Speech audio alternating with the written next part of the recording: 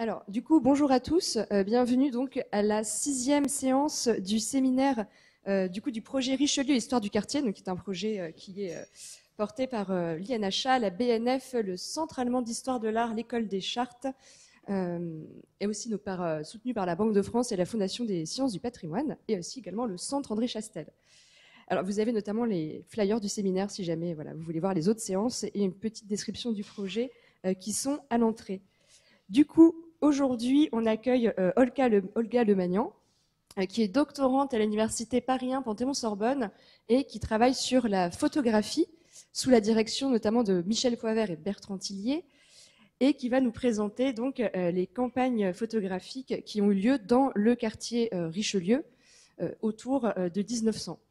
Donc la présentation dure environ 1h15, 1h30, et puis ensuite, bien sûr, vous êtes cordialement invités à échanger avec notre intervenante et à poser toutes les questions que vous jugerez nécessaires. Merci Olga, et je te laisse la parole. Merci beaucoup Charlotte, merci pour cette invitation. Je crois qu'il manque le PowerPoint.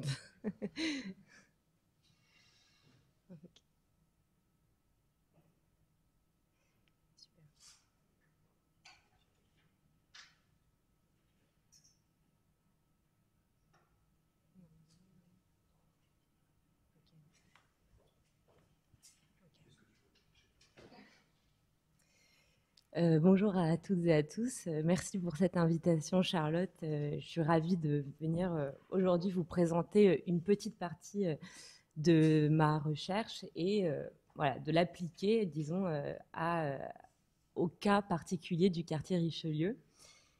Donc je commence. À la fin du XIXe siècle, les travaux pour la construction du métropolitain, les préparatifs en vue de l'exposition universelle de 1900 et la poursuite des vastes projets d'aménagement débutés sous le Second Empire font de Paris une ville en profonde mutation. Alors que le paysage urbain subit d'importants bouleversements, l'intérêt pour le vieux Paris ne cesse de croître. La nécessité d'en recueillir les traces par la photographie se fait alors de plus en plus présente. En décembre 1897, la commission municipale du Vieux Paris est créée sous l'impulsion de la municipalité parisienne. Elle réunit des élus, des employés de l'administration, mais aussi divers experts, tous engagés en faveur de la connaissance et de la sauvegarde du patrimoine parisien. Il faut savoir que dès sa création, la commission municipale du Vieux Paris lance une vaste collecte iconographique de grande ampleur visant à conserver par l'image les parties anciennes de la ville menacées de disparaître.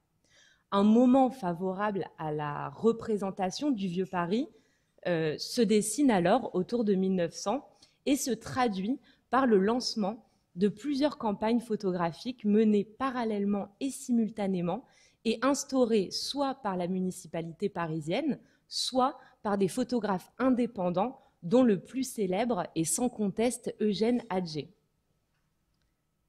Alors, pardon, j'ai déjà oublié de... Donc voici une photographie de... Ah oui, non.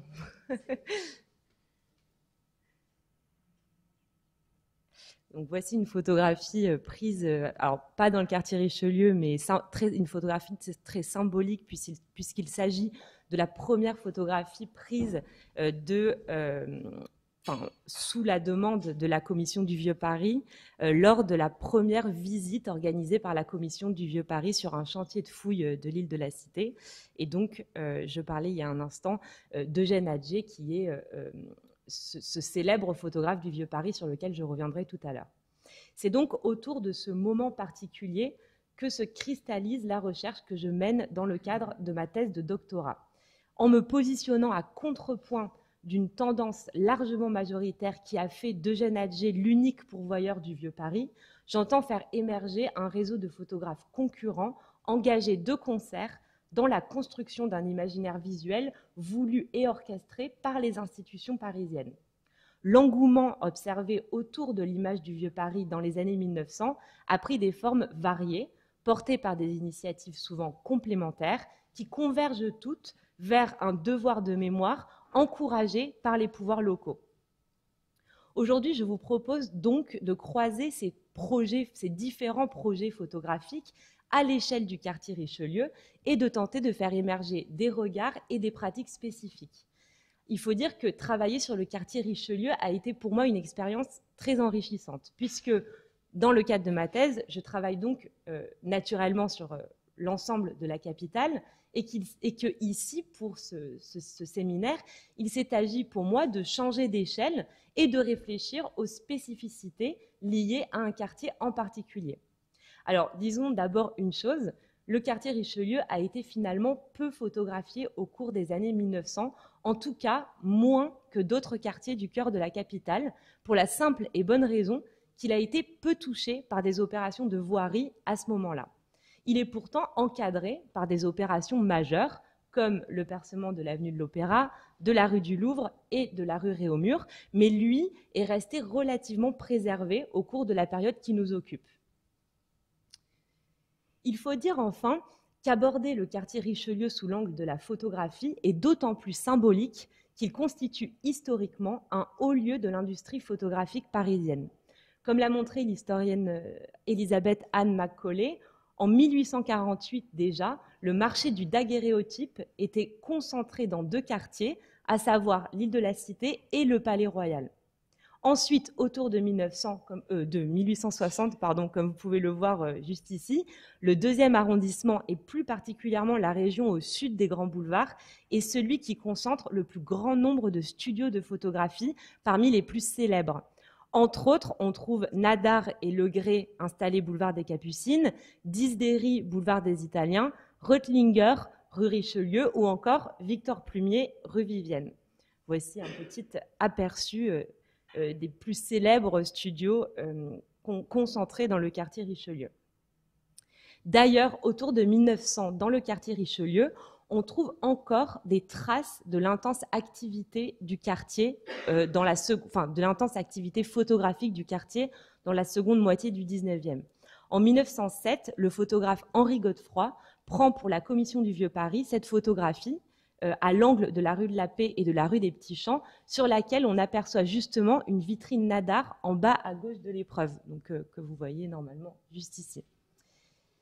C'est donc au travers de 3 fonds photographiques constitués de manière simultanée entre la fin du XIXe siècle et le début de la Première Guerre mondiale que je vous invite à parcourir le quartier Richelieu ce matin.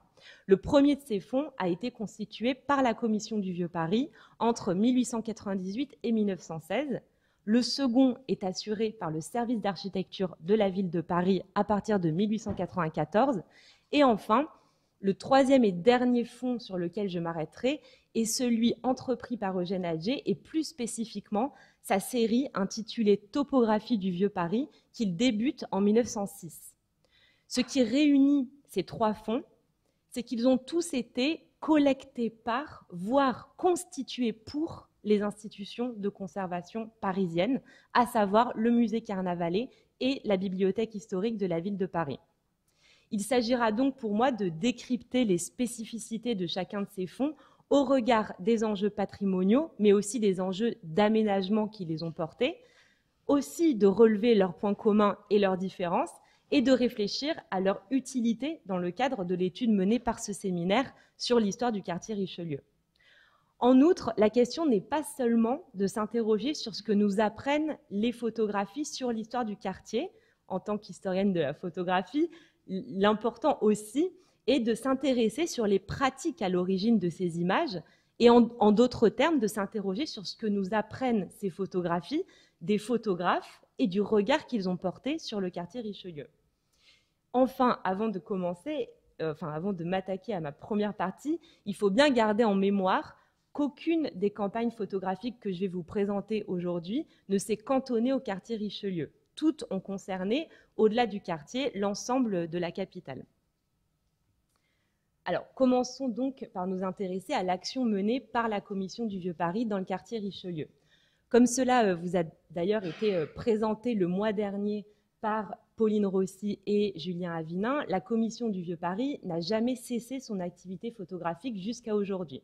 Toutefois, la période qui s'étale de 1898, date de sa création, de la création de la Commission, à 1916, année au cours de laquelle elle transfère son activité photographique au casier artistique et archéologique, cette période donc peut aisément être isolée en cela qu'elle constitue la première phase d'expérimentation d'un projet visuel tout à fait singulier.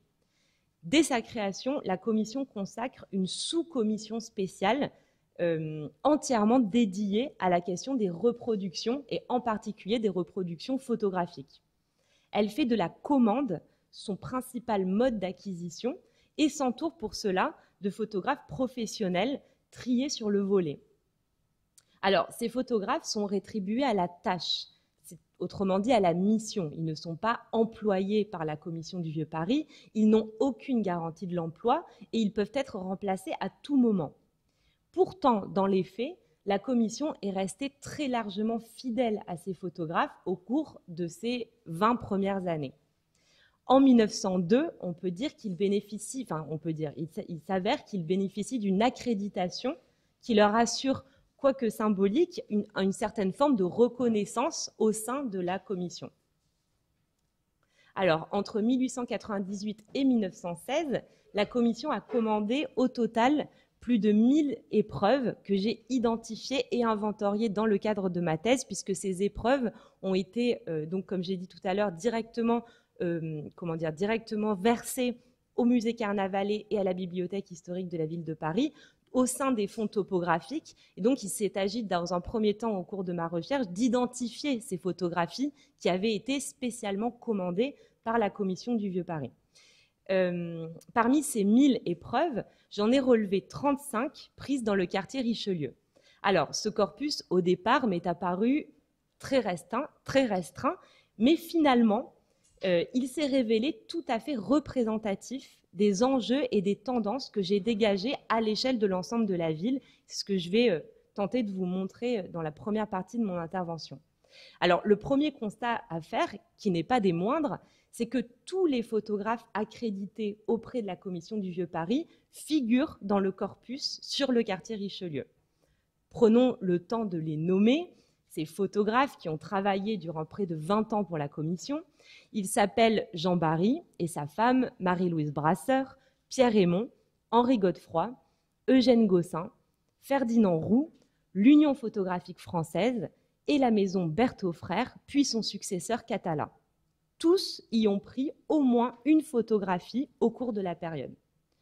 Ce constat est finalement tout à fait fidèle à la ligne de conduite que s'impose la Commission du Vieux Paris à l'égard de ces photographes, puisque dès le départ, elle met un point d'honneur à répartir égalitairement le travail entre ses opérateurs et préconise, selon ses propres termes, un roulement qui se vérifie donc bien à l'échelle du quartier Richelieu.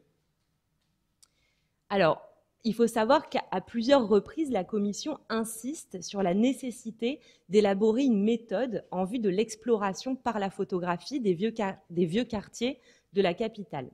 En ce sens, elle évoque à plusieurs reprises un projet d'inventaire, mais par manque de temps et de moyens, cet inventaire ne sera jamais réalisé, du moins avant 1916. Le fait que cet inventaire ne soit jamais réalisé a finalement favorisé une exploration plus aléatoire de la vieille ville et donc ces photographies, comme on va le voir dans un instant, ont répondu à diverses préoccupations, aux diverses activités menées par la Commission au cours de ces années. Ah non, c'est pas encore.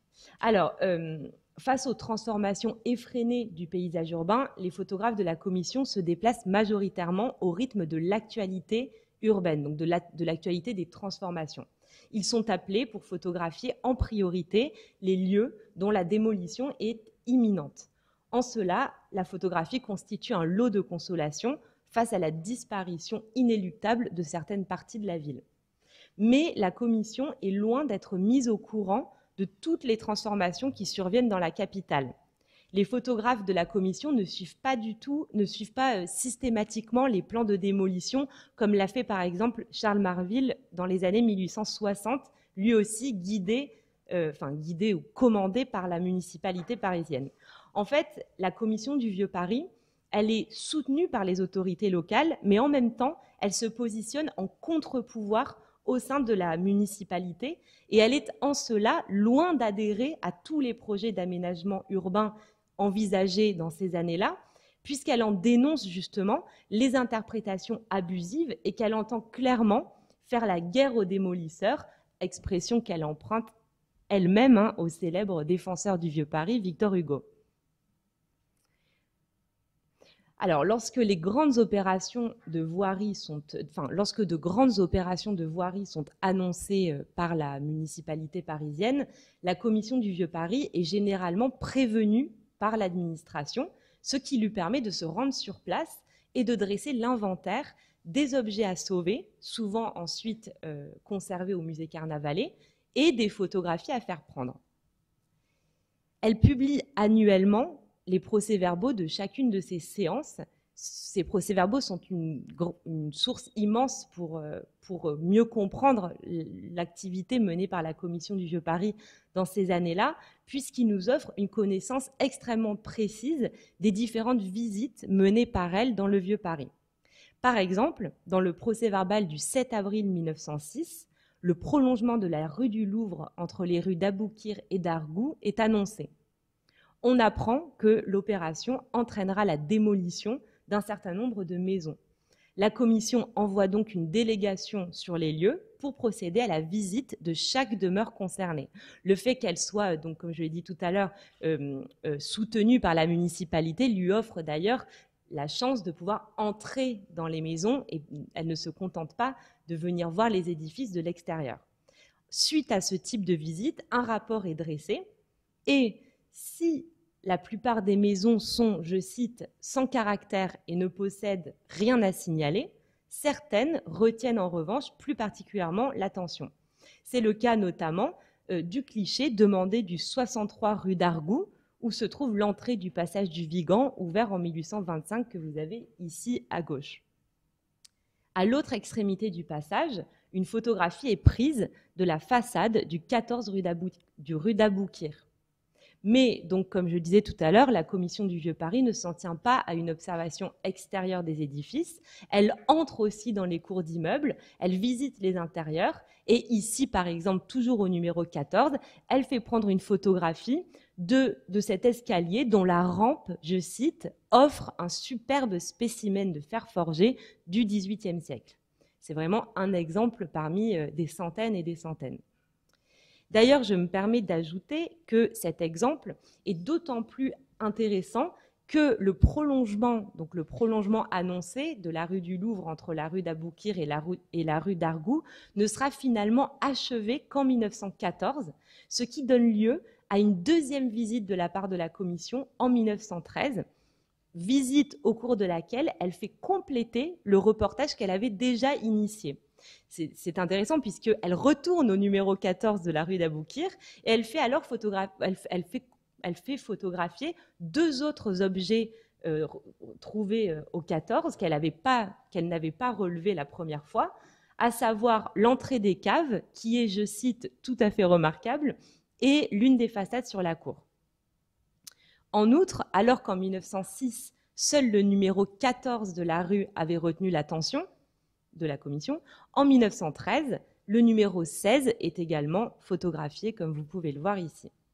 On notera enfin la cohérence recherchée d'un point de vue purement visuel par la commission du Vieux Paris, puisqu'elle fait appel au même photographe, Eugène Gossin, pour le reportage de 1906 comme pour celui de 1913. Et ce n'est absolument pas un hasard, puisque c'est quelque chose qu'on retrouve à de nombreuses reprises. Quand un même lieu dans la ville est photographié à plusieurs reprises sur plusieurs années, elle fait attention à toujours appeler le même photographe pour créer comme cela une continuité visuelle. Mais en dehors des grandes opérations de voirie rapportées par l'administration, la commission est loin d'être systématiquement prévenue des démolitions programmées. En l'occurrence, il faut savoir qu'au début du siècle, les propriétaires ne sont pas tenus de prévenir la municipalité s'ils souhaitent démolir leur bâtisse pour la remplacer par un immeuble moderne. En ce sens, la commission déplore à plusieurs reprises l'inaction des propriétaires, enfin, le fait que les propriétaires se moquent de prévenir la municipalité lorsqu'ils font détruire leur vieille bâtisse. Elle déplore, je cite, la rapidité avec laquelle disparaissent les vieilles maisons particulières situées au centre de Paris. Pour pallier à cela, elle s'appuie sur des signalements divers que veulent bien lui faire soit les membres de la commission, soit des informateurs extérieurs, notamment des particuliers qui sont la plupart du temps amateurs du vieux Paris, bien évidemment. On peut lire par exemple dans le procès-verbal de la séance du 5 décembre 1913 qu'un correspondant habituel de la commission, M. L'Esprit, a bien voulu signaler la disparition prochaine d'une curieuse devanture de pharmacien située rue Gramont 14. Cette intervention donne alors lieu à une photographie et l'attention portée par la commission sur tel ou tel objet du vieux Paris résulte donc en ce sens d'un processus aléatoire qui dépend du bon vouloir de ses informateurs. Et c'est comme cela que pendant plus de 15 ans, elle va rassembler, accumuler et collecter toutes ces photographies. La plupart du temps, c'est grâce à des informateurs extérieurs qui ont été prévenus ou parce qu'ils habitent dans le quartier, ils ont vu que tel ou tel édifice allait disparaître. Enfin, dans la perspective de cette vaste opération sauvetage du vieux Paris, il est intéressant de noter, et tout particulièrement pour le quartier Richelieu, que certains lieux sont photographiés par erreur. Quand je dis par erreur, j'entends des lieux dont on pensait que la disparition était imminente et qui sont finalement encore debout aujourd'hui. Par exemple, le 21 janvier 1904, l'un des membres de la commission demande à faire photographier la galerie Vivienne, appelée, je cite, à disparaître prochainement. Or, nous sommes bien placés pour savoir qu'elle ne sera jamais démolie.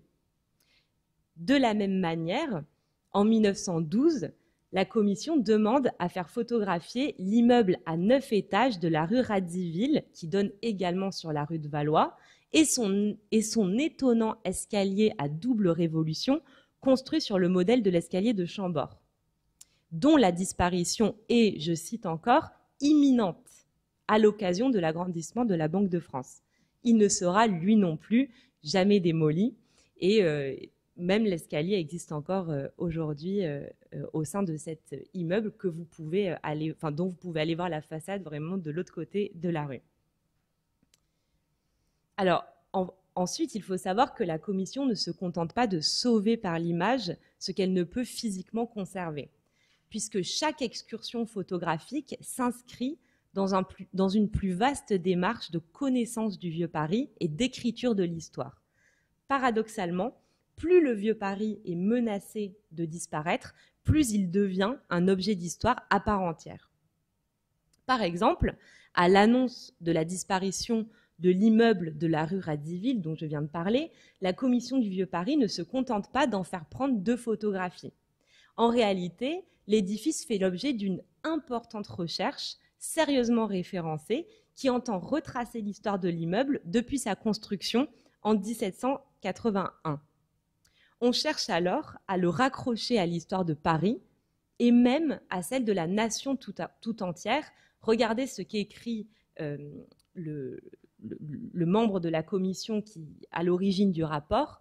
Ce vaste immeuble doit retenir l'attention de la commission en ce sens qu'il appartient à l'histoire de Paris et plus particulièrement à celle de la Révolution, ayant été à cette époque l'un des plus dangereux tripots de la capitale et des plus célèbres parmi ceux qui existaient au Palais Égalité.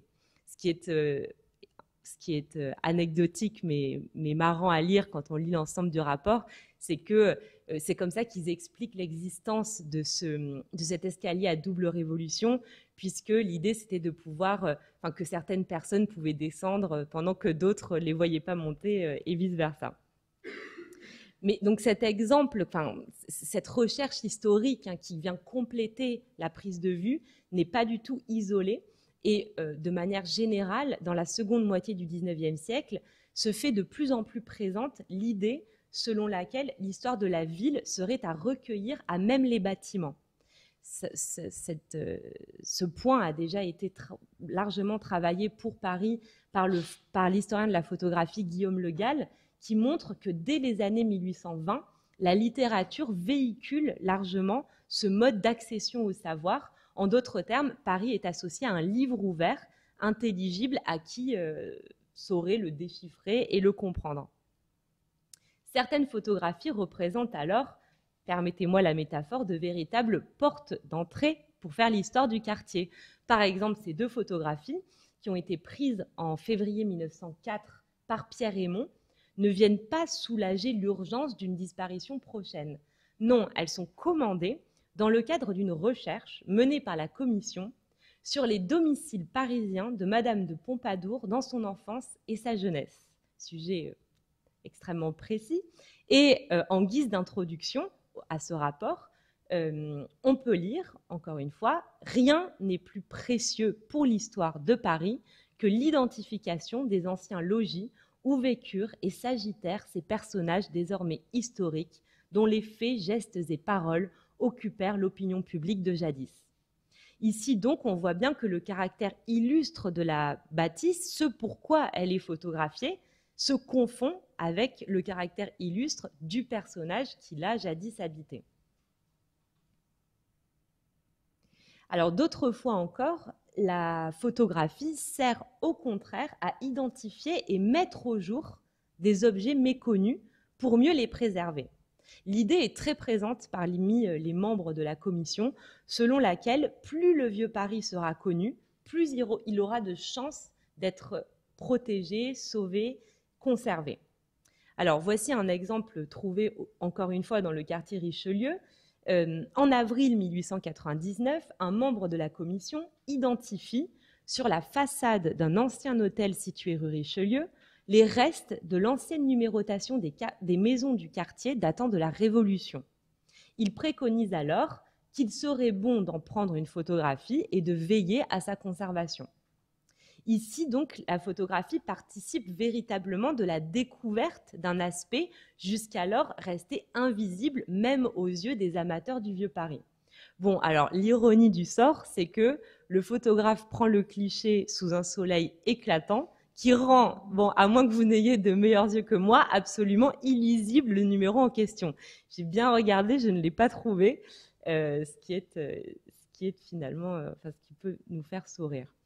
Mais justement, ce n'est pas si anecdotique que ça, puisque c'est justement sur ce dernier point que je souhaiterais m'arrêter pour clore cette première partie, puisque, en effet, il apparaît indispensable de se pencher un peu plus avant sur les modalités de prise de vue et sur la manière dont les photographes ont reçu les commandes qui leur ont été adressées. En d'autres termes, il est indispensable de se demander comment les photographes ont arpenté et appréhendé le quartier au gré de leurs différentes pérégrinations photographiques.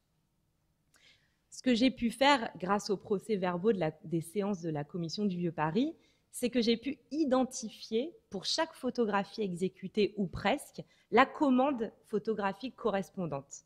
Donc, cela m'a permis de confronter les instructions formulées par les commanditaires aux résultats proposés par les photographes. Et cela nous permet finalement de mesurer le degré d'implication des commanditaires dans le processus de prise de vue, mais aussi de comprendre les conditions de réalisation de ces images et enfin de mettre en lumière l'ensemble des difficultés auxquelles font face les opérateurs sur le terrain. Parce que ce n'est pas si facile que ça finalement pour eux de coller exactement aux attentes de leurs commanditaires. Afin d'optimiser au mieux le résultat attendu, la Commission du Vieux Paris est parfois très précise dans les commandes qu'elle adresse à ses photographes. D'autres fois, beaucoup plus générales. Tout dépend de la chose qui doit être photographiée. Mais il arrive qu'elle aille jusqu'à signaler l'emplacement exact depuis lequel le photographe devra opérer. On a ici un bon exemple de cette vieille maison située au 21 rue des Deux Écus, bon, peut-être un peu hors du quartier Richelieu, mais on va dire à la frontière, qui est qualifiée par les membres de la Commission du Vieux Paris de, je cite, « peu intéressante en soi ». Mais elle est tout de même à photographier pour le chapiteau ionique surmonté d'une corniche que l'on aperçoit au-dessus de la mansarde droite de la bâtisse et qui appartenait jadis à l'ancien hôtel de Brissac, déjà disparu. Les commanditaires, puisqu'ils font prendre cette photographie particulièrement pour ce détail, précisent alors que la reproduction devrait être prise du trottoir situé devant le numéro 18 de la rue Sauval, de façon à comprendre le chapiteau et la corniche. Et donc le photographe reçoit une commande, reçoit la commande formulée peu ou prou de cette manière-là, pour répondre au mieux aux attentes des commanditaires. Il faut savoir que de temps en temps, les photographes accompagnent la commission du Vieux-Paris sur le terrain au cours de ces visites, mais c'est quand même assez rare. La plupart du temps, ils vont seuls sur les lieux et donc ils vont seuls munis de la commande écrite. Ainsi, on voit bien, grâce à ces instructions retrouvées, que les photographies se donnent à lire sous un nouveau jour, puisque l'historienne d'aujourd'hui aurait du mal tout de même à deviner que cette photographie a été prise pour ce détail d'architecture. Et donc ces photographies se révèlent littéralement sous un autre jour grâce aux instructions retrouvées. Alors, cette autre photographie a été prise au numéro 1 de la rue du Mail et elle est, elle aussi, comme vous pouvez le voir, accompagnée de directives extrêmement précises. Dans le procès-verbal du 6 juillet 1899, on peut lire « Rue du Mail numéro 1, un grand balcon en fer forgé d'un très beau dessin. De style Louis XVI, ce travail de ferronnerie présente un réel intérêt décoratif en raison de la somptuosité de ses lignes.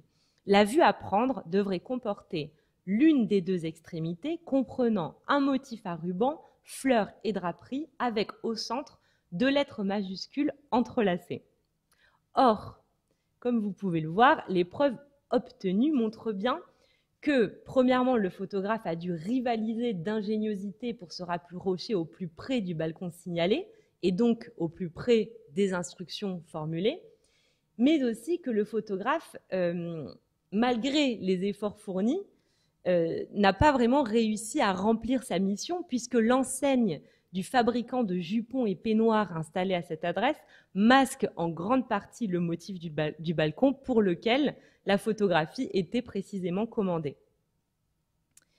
Il est vrai que, au-delà des contraintes imposées par les commanditaires, les photographes sont confrontés à de nombreux aléas extérieurs qui viennent perturber le bon déroulé des opérations. Le mauvais temps, l'interdiction d'opérer, puisque parfois le propriétaire de l'immeuble s'y oppose, ou encore la rapidité avec laquelle les démolitions surviennent dans la capitale. Ici, par exemple, rue Croix des Petits Champs, Jean Barry semble être arrivé trop tard, puisque la maison est déjà en grande partie à terre. Et j'ai malheureusement pas retrouvé la commande correspondante, donc je ne sais pas exactement pourquoi ce point précis avait été commandé. Toujours en 1899, une photographie est commandée encore à Jean Barry du portail Louis XV situé au 6 rue Gaillon. Le cliché doit comprendre, je cite, « la fenêtre qui surmonte la porte, elle-même couronnée d'une fine tête de femme sculptée, et la porte cochère en bois qui présente le gracieux caractère de son époque. » Alors, sur les preuves obtenues, on constate que la porte cochère n'est pas visible puisque ces 2 battants sont ouverts. On aperçoit d'ailleurs au fond de la cour un petit tricycle d'enfants. Et en réalité, il ne s'agit pas ici d'un oubli de la part du photographe. Barry a bien conscience qu'il ne remplit pas pleinement sa mission. C'est pour cela qu'il choisit d'inscrire à côté de la légende, en bas, sur le carton ici au centre, entre parenthèses, « Le concierge a refusé de fermer la porte », qui est d'un dessin très fin et très artistique. C'est drôle puisque les mots viennent finalement combler le vide laissé par le refus essuyé. Et donc, à défaut de voir, la légende nous pousse à imaginer à quoi ressemblait finalement cette porte. Alors, passons maintenant à la deuxième campagne photographique que je souhaite vous présenter aujourd'hui, qui a été initiée en 1894 par l'administration parisienne et plus particulièrement par le service d'architecture de la ville de Paris, qui décide la prise de vue systématique de toutes les bâtisses appelées à disparaître pour cause d'expropriation. Donc attention, ce n'est pas toutes les bâtisses, enfin, c'est pas tous les immeubles de la capitale qui vont disparaître, c'est ceux qui sont expropriés, c'est-à-dire rachetés par la ville pour cause d'utilité publique en vue d'être détruits dans le cadre d'importantes opérations de voirie. En cela, mis à part quelques exemples notoires, les édifices ciblés par cette campagne photographique sont généralement des immeubles et des maisons d'habitation sans grande valeur, mais finalement représentatifs des vieux quartiers de la capitale encore peu touchés.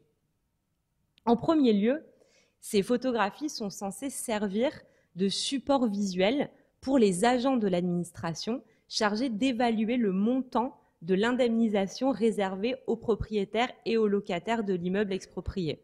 Donc souvent, un architecte, en particulier les architectes voyers, qui sont les architectes fonctionnaires de la ville de Paris, se rendent sur place une première fois, mais ensuite, les immeubles passent en commission pour déterminer le montant de la location qui sera versée aux habitants.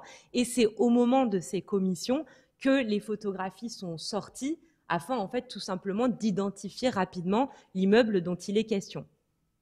Mais parallèlement à cet usage d'ordre pratique, les photographies sont immédiatement pensées en tant que documentation pour l'histoire de Paris. C'est vraiment quelque chose qui est dit à de nombreuses reprises dans les procès-verbaux, notamment dans le bulletin municipal, le bulletin officiel de la ville de Paris. Donc on voit qu'il y a une véritable volonté de produire des images dans un but pratique, technique, mais aussi dans un but historique et d'archives.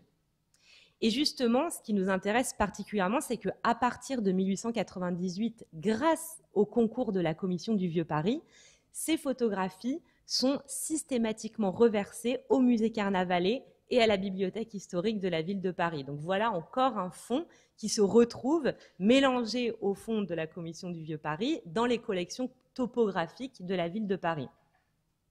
Ce fonds est particulièrement intéressant pour faire l'histoire du quartier Richelieu, puisque chaque photographie qui le compose se rapporte directement aux politiques d'aménagement urbain qui ont eu lieu dans le quartier dans ces années-là.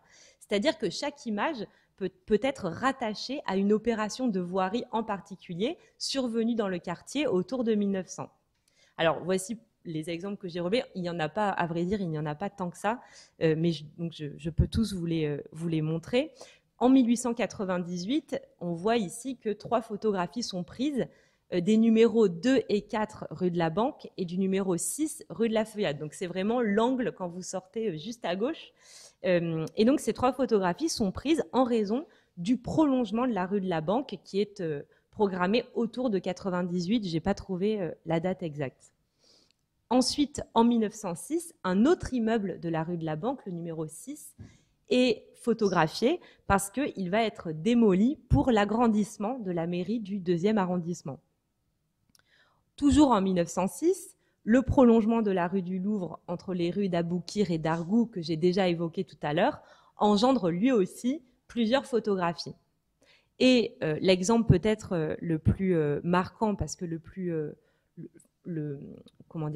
qui a entraîné le plus grand nombre de photographies, c'est en 1914, une vaste opération qui est programmée à l'est du Palais Royal, devant entraîner la suppression de la rue Baïf et d'une partie de la rue des Bons-Enfants, l'élargissement de la rue Croix des Petits-Champs et l'ouverture d'une voie nouvelle entre les rues Croix des Petits-Champs et Valois. Alors c'est une très large opération de voirie qui fait que beaucoup d'immeubles sont expropriés et donc beaucoup de photographies sont prises à cette occasion.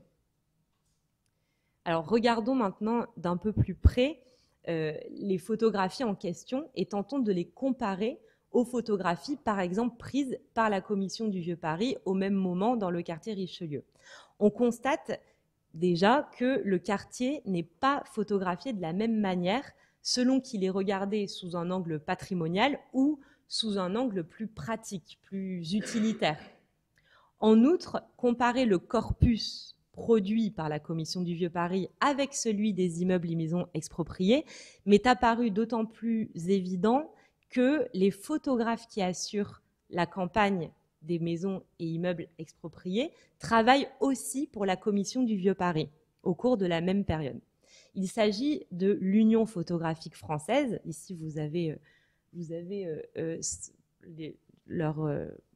l'entête reproduite et puis un panneau publicitaire présenté à l'occasion de l'exposition universelle de 1900.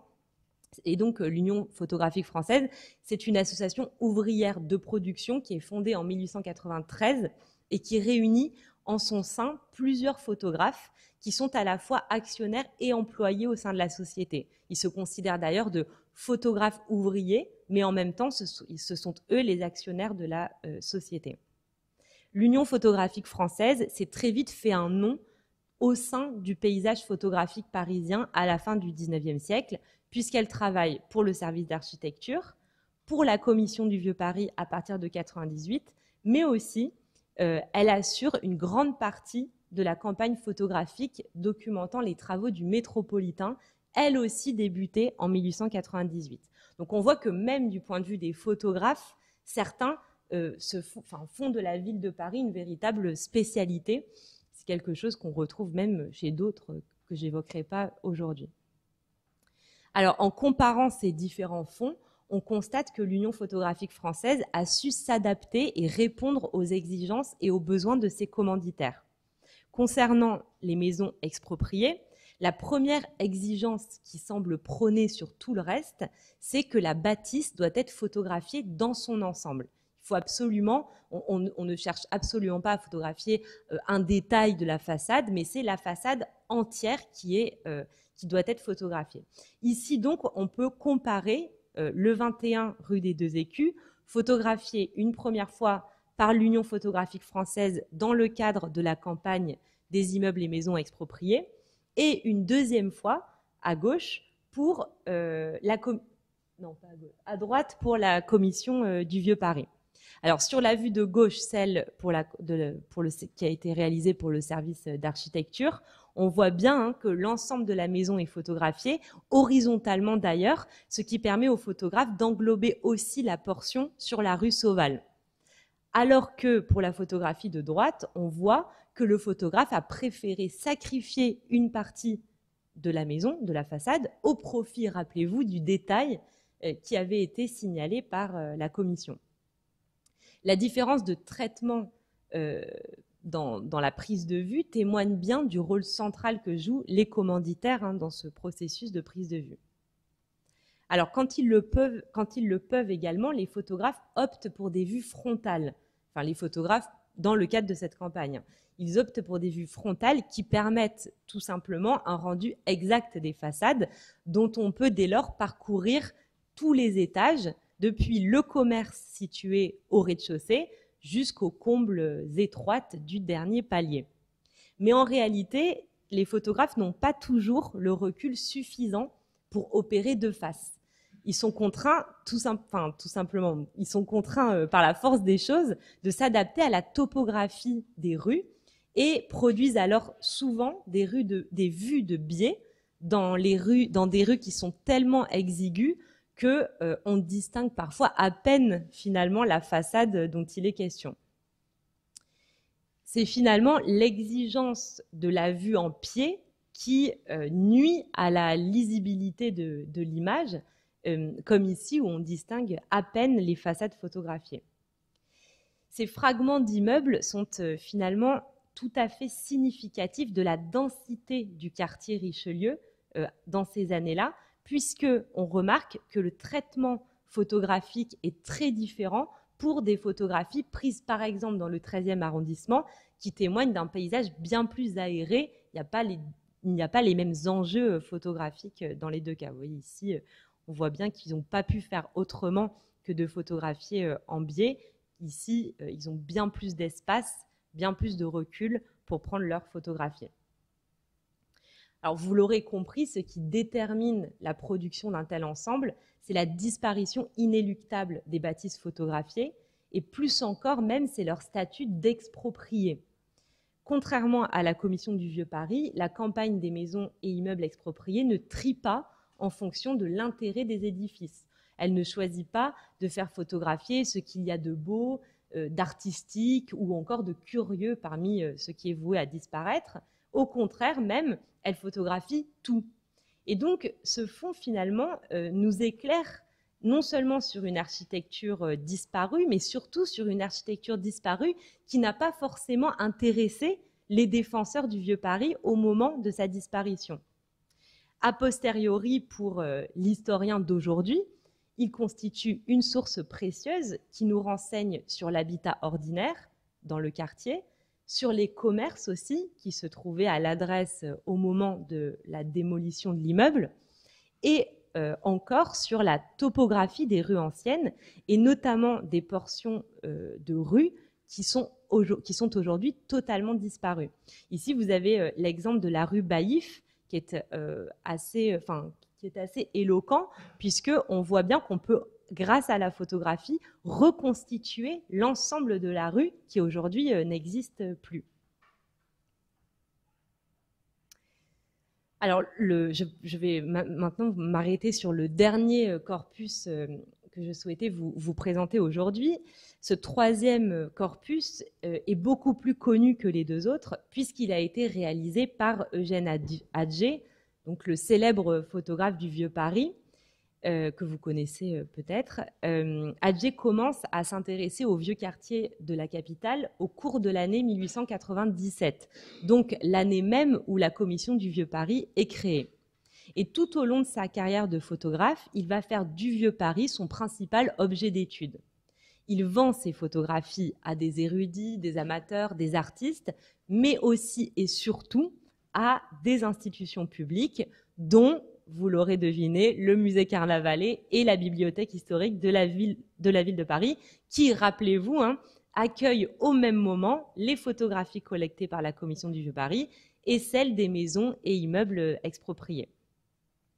Alors, Atget, je ne vais pas m'étendre là-dessus, parce qu'il y aurait beaucoup de choses à dire, mais il faut retenir, juste dans le cadre de cette présentation aujourd'hui, qu'Atget propose une organisation méthodique de son travail et qu'à partir de 1898, il commence à répartir ses photographies parisiennes en plusieurs séries distinctes.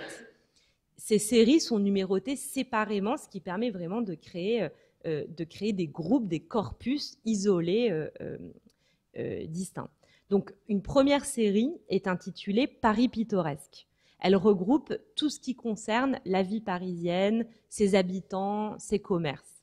Une deuxième série, toujours elle aussi créée en 1898, est appelée L'art dans le Vieux Paris et se rapporte davantage à l'architecture et aux éléments décoratifs recueillis dans la capitale.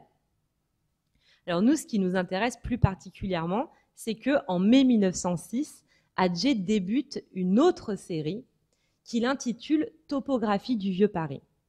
Et contrairement à ses travaux précédents, il adopte pour cette série une approche beaucoup plus systématique. Il choisit d'évoluer, de progresser quartier par quartier, rue par rue, et d'explorer méthodiquement toutes les rues sur lesquelles il a jeté son dévolu. Cette nouvelle série nous intéresse tout particulièrement puisque Atget choisit précisément de commencer son exploration par le quartier Richelieu. Il débute autour du Palais Royal, puis remonte vers la Bibliothèque nationale avant de poursuivre plus loin dans le quartier des Halles. Ainsi, pour caricaturer un peu, parce qu'à vrai dire, il y a parfois eu quelques photographies qui vont me faire mentir dans ce que je vais dire tout de suite, c'est que, mais bon, voilà, pour parler de manière générale, entre 1906 et 1908, il se cantonne majoritairement aux quartiers centraux de la rive droite, puis à partir de 1908, il poursuit son exploration de l'autre côté de la Seine, dans le quartier latin et celui de Saint-Germain-des-Prés. Il est tout de même à noter que le quartier Richelieu n'est pas totalement étranger à Atget lorsqu'il commence sa série Topographie du Vieux Paris, puisque avant 1906, il s'est déjà rendu de façon plus ponctuelle dans le quartier pour photographier certains édifices en particulier.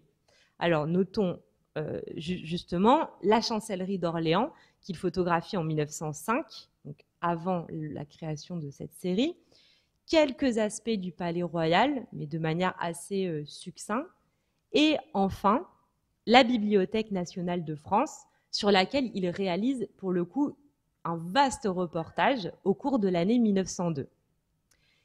Mais justement, le quartier Richelieu est également familier pour Adjé pour une autre raison, qui est que le photographe s'y rend régulièrement puisque s'y trouve l'une de ses plus fidèles clientes, à savoir la Bibliothèque nationale de France. Donc même s'il ne photographie pas de manière intense le quartier Richelieu avant 1906, il faut bien avoir conscience qu'il devait très régulièrement se rendre dans le quartier pour vendre ses photographies, puisque la BNF achète 3632 photographies à Adjé entre janvier 1900 et octobre 1927.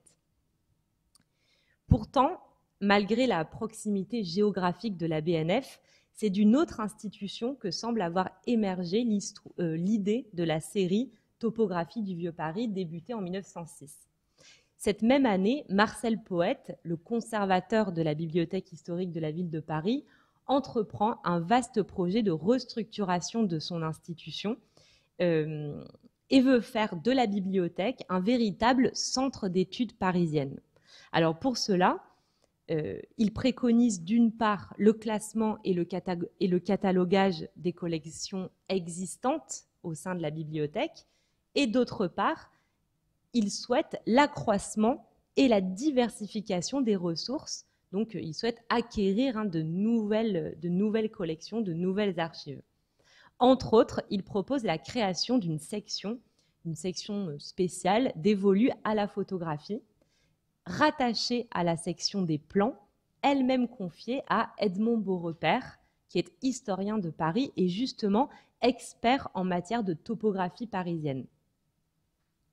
En 1907, Adjé vend pour la première fois à la BHVP un lot de photographies sous la mention « Topographie du Vieux Paris ». Alors, il faut bien retenir qu'avant 1907, il est déjà un fournisseur assidu de la bibliothèque. Mais à partir de cette date se produit un événement particulier, à savoir qu'une distinction s'opère systématiquement entre les photographies acquises sous la mention Topographie du Vieux Paris et les photographies acquises sous d'autres noms. Plus généralement, c'est sous un nom... généralement, les autres photographies sont acquises sous le nom Documents divers sur le Vieux Paris. Pourquoi j'insiste là-dessus? C'est parce que les photographies qui appartiennent à la série Topographie du Vieux Paris sont alors vendues au prix de 2,50 francs pièce, tandis que les autres, regroupées, donc, comme je le disais tout à l'heure, sous le nom Documents divers sur le Vieux Paris, sont, elles, vendues au prix habituel de 1,25 franc pièce. Donc, il y a 2,50 francs, 1,25 franc. La différence est quand même notoire, sachant qu'Adjé a toujours vendu ses photographies 1,25 franc, sauf pour la banlieue, c'est souvent un petit peu plus cher, enfin, les photographies qui concernent la banlieue.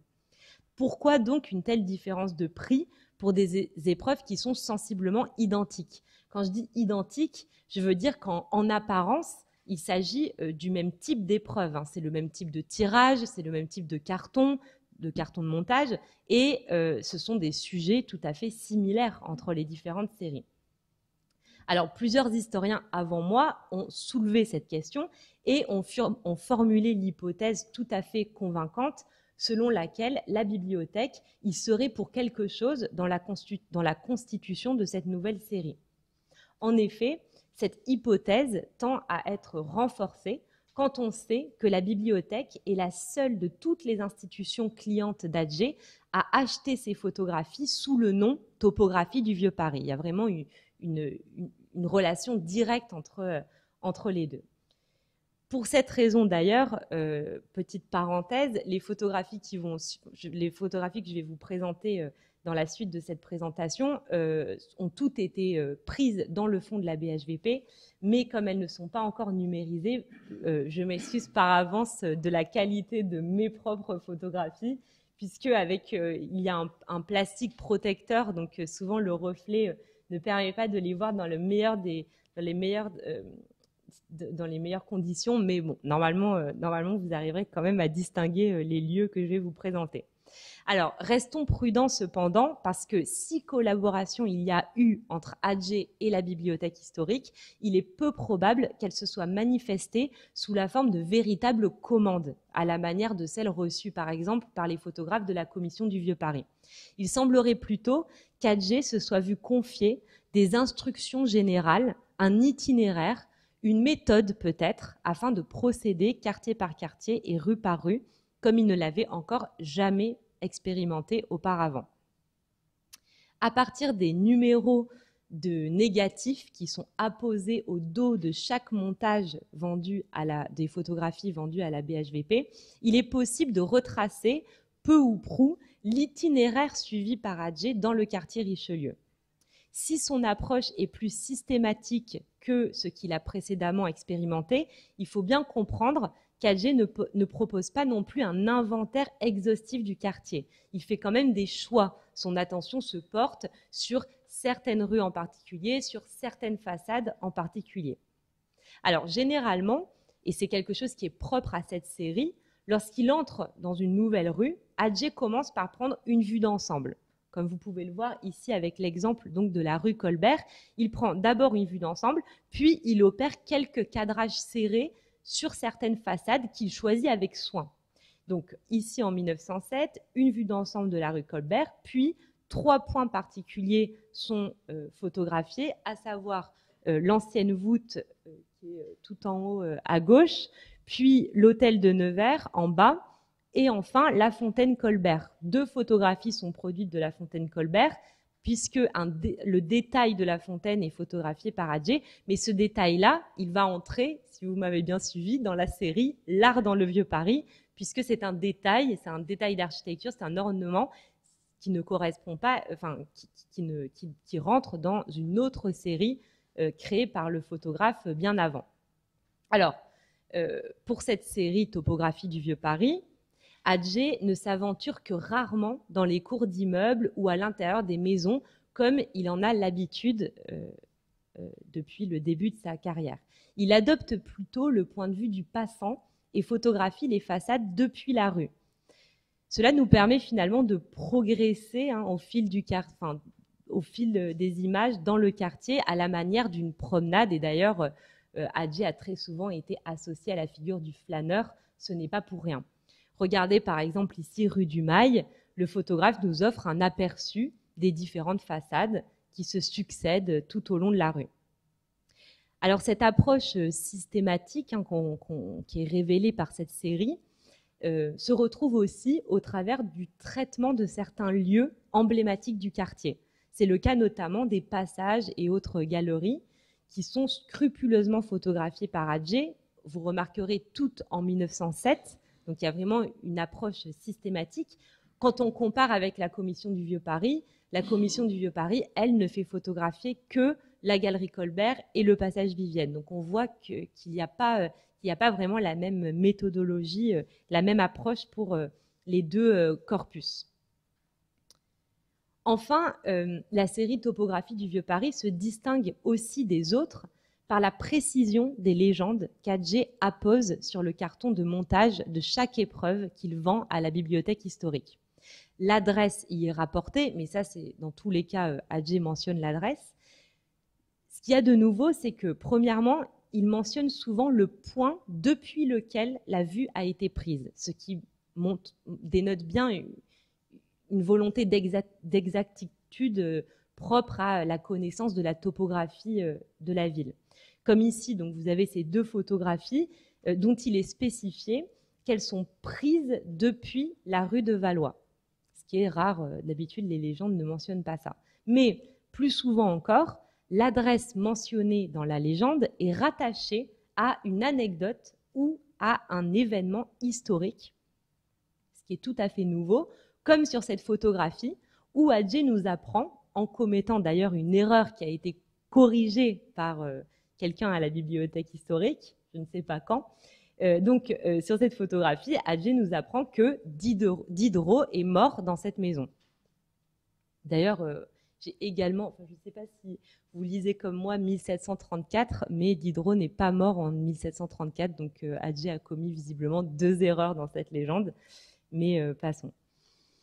Alors, pour fournir des légendes aussi érudites et circonstanciées, Adjé s'est sans aucun doute appuyé sur le guide pratique à travers le Vieux Paris de Félix Marquis de Rochegude, qui a été publié pour la première fois en 1903, mais qui fait justement l'objet d'une réédition en 1907, une édition augmentée, revue et augmentée, comme on dit, dans cet ouvrage, qui est un petit ouvrage très facile à emporter dans une promenade. Rochegude propose 33 itinéraires qui encouragent le lecteur à des promenades érudites à travers le Vieux Paris. Alors, au début de l'ouvrage, à la suite de son avertissement, l'auteur remercie plusieurs personnalités qui l'ont aidé dans son projet. Or, précisément, le premier à être remercié n'est autre qu'Edmond Beaurepaire, qui est désigné comme le savant bibliothécaire de la bibliothèque historique de la ville de Paris. Une chose est sûre, Adjé a eu entre ses mains le guide pratique à travers le Vieux Paris au moment où il élaborait sa série Topographie du Vieux Paris. Peut-être même que Beaurepaire lui a confié un exemplaire, avec signalé les adresses à photographier. En effet, la proximité entre l'itinéraire mené par Adjé dans le quartier et ceux proposés par Rochegude dans son ouvrage est incontestable. Mais non seulement les adresses photographiées sont similaires, c'est surtout, à vrai dire, les légendes inscrites par le photographe au bas des épreuves qui reprennent mot pour mot la formulation et les formulations plutôt choisies par Rochegude dans son guide. Alors, prenons l'exemple de la rue Chabanais. Dans son guide, Rochegude signale 5 numéros en particulier. Donc, vous pouvez le voir ici, à chaque fois, l'ouvrage se présente de cette manière. Il y a la rue, puis différents numéros qui sont signalés pour une raison particulière, souvent un événement historique qui s'y est déroulé. Donc, Rochegude, lui, signale 5 numéros particuliers dans la rue Chabanais. Adjé n'en retient que 4 sur les 5. Mais parmi les 4 qui ont été retenus, Adjé reprend exactement les formulations de l'auteur. Lorsqu'il arrive rue Chabanais, il fait d'abord une première vue d'ensemble, comme à son habitude, je vous l'ai dit tout à l'heure. Puis, il photographie le numéro 1, l'entrée du numéro 1 rue Chabanais, présenté comme étant l'hôtel de Delécluze, qui est l'entrepreneur de la construction de la rue Chabanais, comme le signale Rochegude dans son guide. Puis, Adjé photographie le numéro 4, que Rochegude signale comme l'immeuble que Tallien habita après son divorce. Formulation reprise à l'identique par Adjé, difficile d'inventer une telle anecdote historique. Vient ensuite le numéro 9, pour lequel Rochegude avance que la veuve Fouquier-Tinville, née d'Aucourt, y habitait en 1812 et y mourut en 1827. Formulation encore une fois reprise à l'identique par Adjé. Et enfin, juste après, le numéro 11 est également photographié par Adjé et il nous apprend dans la légende que Pichegru y fut arrêté le 27 février 1804. Encore une fois, vous avez compris que l'information est tirée du guide de Rochegude. Ces 3 personnages que je viens d'évoquer, vous connaissez peut-être mieux que moi l'histoire de la Révolution française, mais il s'avère qu'il s'agit de révolutionnaires. Voilà. Donc, l'exemple de la rue Chabanais n'est pas isolé. En réalité, il se vérifie vraiment pour chaque rue photographiée par Adjé dans le cadre de cette série Topographie du Vieux Paris, et encore plus pour celle du quartier Richelieu, puisqu'il s'agit du premier quartier qu'il a approché sous cet angle. Ainsi, comme j'ai essayé de vous le montrer, remonter aux sources même du photographe permet de repenser son activité en amont de la prise de vue et de questionner plus largement ses méthodologies de travail, ce qui ouvre tout un champ aussi de la recherche pourtant déjà extrêmement foisonnante autour d'Adjé. Finalement, dans les 3 fonds que j'ai abordés aujourd'hui, il s'agissait toujours de décomposer la marche, de complexifier la promenade, puisque la confrontation de ces 3 fonds m'a permis de mettre en lumière la diversité des itinéraires, des regards qui se sont tour à tour construits, souvent les uns par rapport aux autres, comme vous avez pu le voir, pour venir répondre à une demande d'images sans précédent autour de 1900 à Paris. Alors cette recherche doit encore se poursuivre et j'espère notamment, grâce au concours des institutions qui m'accompagnent dans ma recherche, pouvoir à terme notamment cartographier ces photographies, les situer tout simplement dans l'espace urbain, ce afin de préciser encore les itinéraires empruntés par ces photographes du Vieux Paris et d'ouvrir encore une fois, encore plus, les croisements, la confrontation entre les fonds. Je vous remercie pour votre attention.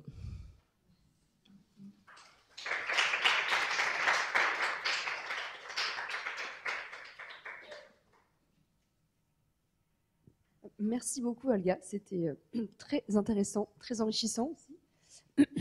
Alors, est-ce que vous avez des questions, du coup, oui, à poser à Olga? J'espère que vous en avez.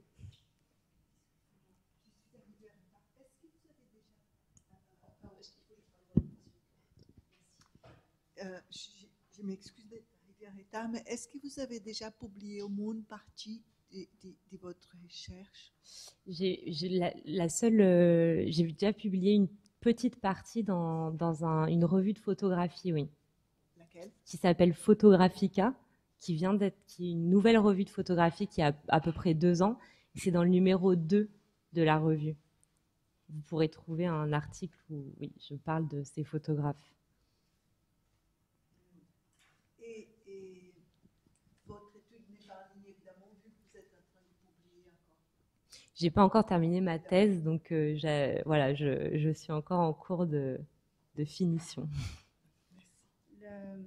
Moi, je voulais dire, la devanture de la pharmacie que vous avez montrée, il me semble qu'elle est exposée à l'heure actuelle au musée Carnavalet. Tout à fait, exactement, parce que elle a été, grâce à la commission du Vieux Paris, toutes les boiseries ont été récupérées et conservées au musée. Donc oui, merci. Et puis je voulais dire, c'est très anecdotique, j'ai habité quand j'étais enfant aux 3 rue de Patay. Ah d'accord. C'est des immeubles de la ville de Paris qui sont maintenant de l'époque 1936. Enfin, j'ai habité à partir de 40. Et donc, je reconnais bien, enfin, c'est une toute petite rue hein, qui est pas très loin de l'Armée du Salut, qui est un immeuble qui est un peu connu et qui est effectivement à l'angle de la rue Sous-des-Verts. Oui, et il y a beaucoup de photographies prises rue Patay, justement. Là, j'en ai mis seulement 2, mais il y en a une dizaine de la rue, si ça vous intéresse. Merci pour votre intervention.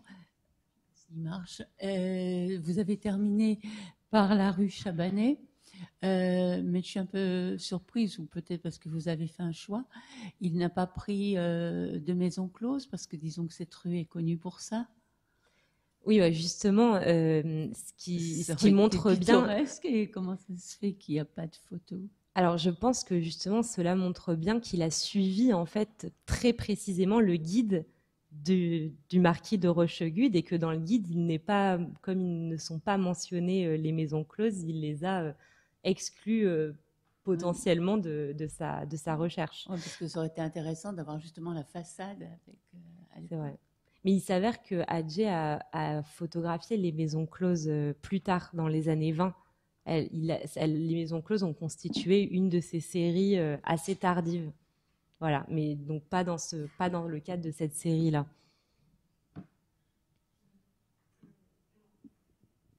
Merci pour votre intervention qui était passionnante. Je voulais vous demander, vous avez un peu parlé de la question des prix des photographies d'Adjé, et donc ma question porte sur la question de la diffusion de ces images d'Adjé et des autres photographes. Est-ce que vous arrivez un peu à retracer, je sais pas, leur commercialisation ou leur publication diverses? Alors, c'est peut-être la partie la plus complexe de ma recherche parce qu'il y a très peu de sources sur la diffusion et l'usage immédiat des images, mais en revanche, quand même un peu. Alors, pour la commission du Vieux Paris, je ne l'ai pas dit parce que ça mettait beaucoup d'informations en plus, mais ce qui est intéressant de noter, c'est que dans le cadre de la publication annuelle de leurs procès-verbaux, ils produisent en fait des volumes, d'importants volumes in quarto, très, très beaux volumes, qui sont tous alimentés de photographies prises par les photographes de la commission. Donc il s'agit déjà d'une manière de diffuser leur campagne photographique en tout cas une sélection des photographies qu'ils ont commandées et diffusées au travers de ces ouvrages. Autre exemple, ces photographies ont fait l'objet, enfin une partie de ces photographies a fait l'objet d'une édition sous forme de carte postale, mais par un éditeur de cartes postales peu célèbres. Donc ce sont des photographes, enfin ce sont des cartes postales qu'on trouve assez difficilement. Donc ça c'est un exemple, 2 exemples pour la commission du Vieux Paris. Ensuite pour Adjé, c'est quand même plus connu parce que la recherche a déjà été menée, notamment sur les photographies qui ont été publiées dans des ouvrages d'histoire ou dans la presse de l'époque, et que vous pouvez qui s'appelle, si je ne me trompe pas, Alain Fourquier, qui est en fait je ne sais pas si vous le connaissez, qui est un historien amateur qui a énormément travaillé sur Adjé et qui notamment s'est intéressé, qui a essayé de montrer que Adjé n'était absolument pas un inconnu au moment de sa vie, et que ces photographies ont été achetées, ont été diffusées, que sa clientèle était extrêmement variée. Donc ça peut être... Enfin, voilà, il y a déjà des choses sur Adjé, sur la diffusion, l'utilisation de ces images qui existent, qui ont déjà été travaillées. Oui, moi, bonjour. Donc j'ai une question. En fait, il n'y a pas du tout de photographie de monuments. Alors, est-ce que c'est parce que ce n'était pas dans les guides de Rochegude ou est-ce que c'est parce qu'il y avait d'autres commandes par ailleurs de Baldus ou Marville ou... C'était la même époque, non, les photos de monuments bien connus, c'était une autre mission. Pourquoi est-ce qu'il y a peu de photos de monuments prises par Adjé et par les photographes de l'époque? Oui, alors en effet, c'est une question intéressante, en tout cas pour circonscrire les objets qui ont été photographiés par ces photographes autour de 1900. Alors déjà, c'est vrai que Baldus, Marville, etc., c'est quand même la génération d'avant, c'est plutôt le milieu du 19e siècle, et voilà. Et en fait, c'est ce qui est particulièrement intéressant avec ces différents corpus, c'est que ces photographes finalement se sont intéressés à une forme d'architecture plus ordinaire, où se sont vraiment appuyés sur des détails, des choses l'idée c'était vraiment de révéler des objets encore inconnus, encore méconnus, peu connus du Vieux Paris, plus que d'aller photographier des grands classiques, pourrait-on dire, du monument historique. Et c'est pour ça qu'en effet, les monuments historiques sont très peu photographiés par ces photographes. Alors, enfin, Adjé quand même en a photographié un certain nombre, puisque Adjé photographie, par exemple, la Bibliothèque nationale, mais voilà, il y a quand même plusieurs monuments qui reviennent comme ça. Mais c'est vrai que pour la Commission du Vieux Paris, comme ils n'ont pas beaucoup de moyens, peu de temps, ils ciblent directement soit des édifices qui vont disparaître, et souvent ce ne sont pas les plus célèbres, soit des édifices moins connus pour justement les faire découvrir, les faire connaître aux Parisiens. En fait, c'est vraiment contextuel, puisqu'à cette époque-là, vous avez aussi la constitution des fonds topo, par exemple, de la collection Doucet, ou à la BHVP, il y a notamment de Marcel Poët qui explique qu'il faut absolument récolter tout ce qu'on peut trouver comme sources annexes très secondaires, et ça va vraiment avec l'aspect pittoresque, vraiment de la documentation topographique du Vieux Paris de l'époque. C'est-à-dire que pour les monuments, ça sera plutôt à la période précédente des relevés aussi de beaucoup de dessins, etc., de projets de transformation, de reconstruction. Et là, on est vraiment dans cette démarche du Vieux Paris, et comme tu l'as dit, vraiment des petits détails, et ça se retrouve aussi ailleurs. Et aussi dans les dessins. On a plein de catalogues, des catalogues des façades, des plus belles devantures, des concours comme ça, historiques qui se mettent en place. Il y a une chose qui m'a frappée il y a quelques années, quand je travaillais aussi quelque chose qui avait un rapport avec la photographie et avec l'histoire. En fait, je lisais tous les journaux de l'époque, de 1840 à une quarantaine d'années. Oui. Et un des trucs qui m'a passionné, habitant surtout sur les Halles, ça c'était un truc de rêve, c'est l'utilisation de dessins qui ressemblent à des photographies, c'est-à-dire qui respectent les proportions, etc. Bon, ce n'était pas toujours le cas dans l'illustration qui avait tendance à s'étirer beaucoup, mais certains nombres de ces trucs-là sont extrêmement bien informés. Et je voulais savoir, en fait, un des trucs qui m'intéressait, c'est de savoir quand c'était passé du dessin, et de la gravure, en fait, parce que les livres, les journaux illustraient, à la photographie, c'est-à-dire quand est-ce que les dessins sont éliminés par la photographie? Parce qu'il y a un bout de temps pendant lequel les deux marchent ensemble. Alors oui, c'est vrai, justement, c'est à peu près à cette période-là, c'est plus ou moins à la fin du 19e siècle que notamment des photographies commencent à alimenter et illustrer les livres.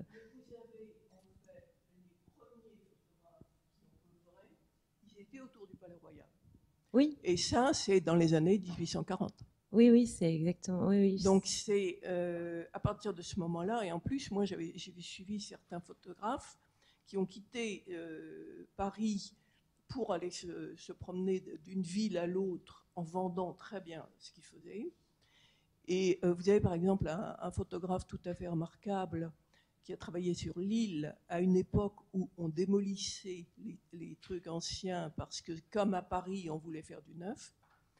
Et donc, vous avez une liaison entre les deux qui est très informative, je trouve, pour retrouver qu'est-ce qu'il y avait à ce moment-là.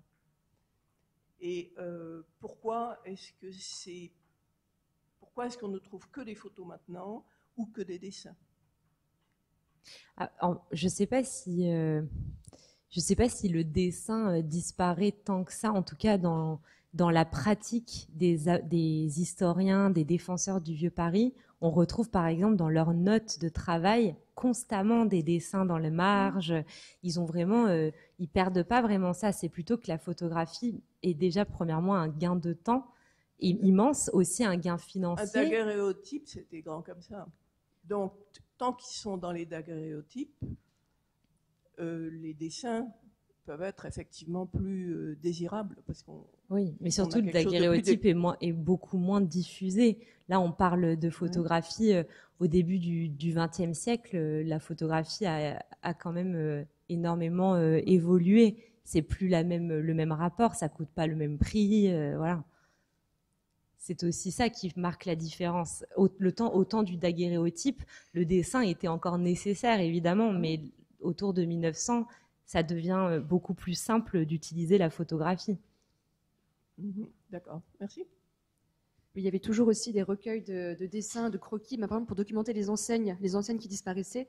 On peut, si on prend quelques enseignes comme ça qu'on retrouve dans les collections, faire un lien entre un croquis qui a été pris par un artiste et puis un autre, et puis une gravure et une photographie. On se rend compte que les différents médiums continuent quand même de cohabiter à la fin 19e, début 20e, et je pense qu'après ça évolue sans doute, mais en tout cas à cette période-là, il y a quand même encore la dimension manuscrite. Est-ce qu'il y a d'autres questions dans la salle? Bon.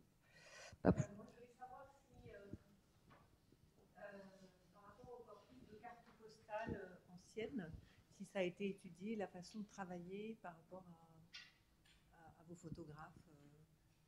Spécifiquement pour la ville de Paris. Oui, c'est ça. Oui. Finalement, assez peu. Il y a quand même eu une grande recherche sur la carte postale, notamment sur la maison Nordheim Frères, qui a été menée par Marie-Ève Bouillon, qui travaille aux Archives nationales et qui est une recherche passionnante sur la carte postale, l'industrie de la carte postale, mais qui ne se limite absolument pas à Paris. Et il est vrai qu'il serait tout à fait intéressant de croiser ces deux fonds.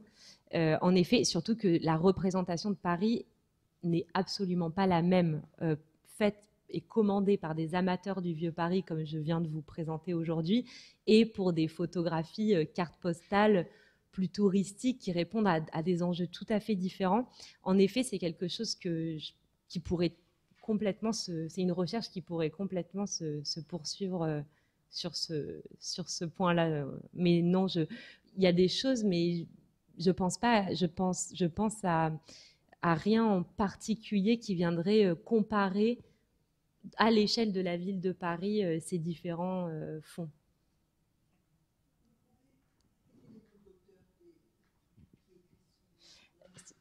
Sur l'industrie de la carte postale, c'est Marie-Ève Bouillon.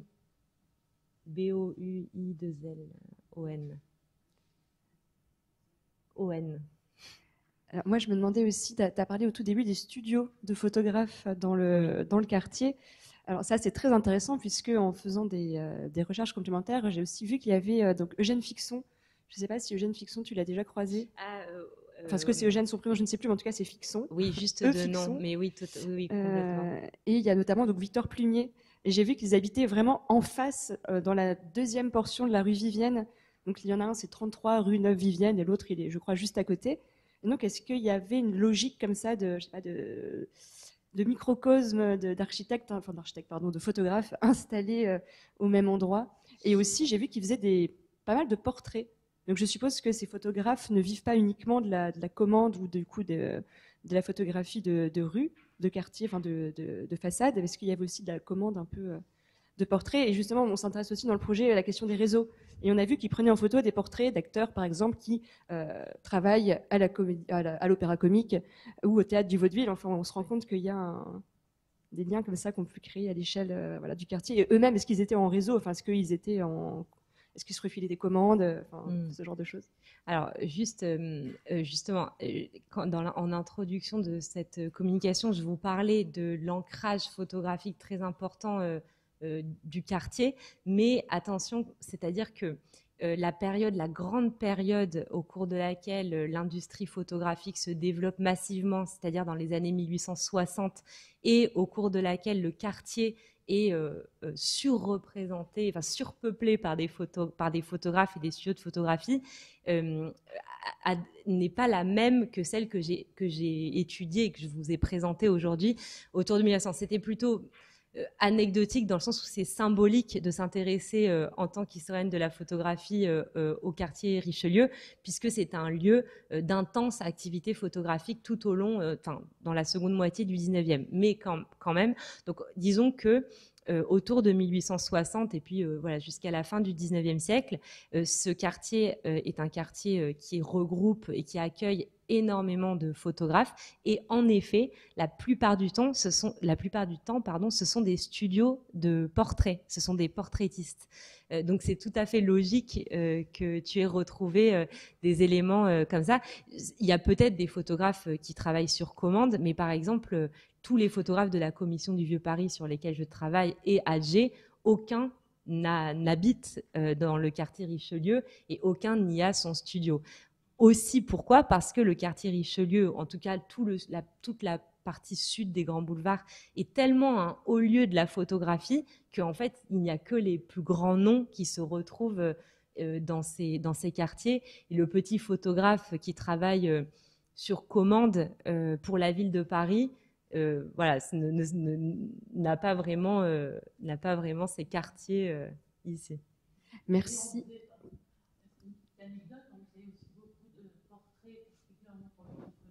Parce qu'à l'époque, sur leur carte de visite, ils mettaient leur portrait. Donc, ce qui fait qu'effectivement, ils recherchaient un beau portrait.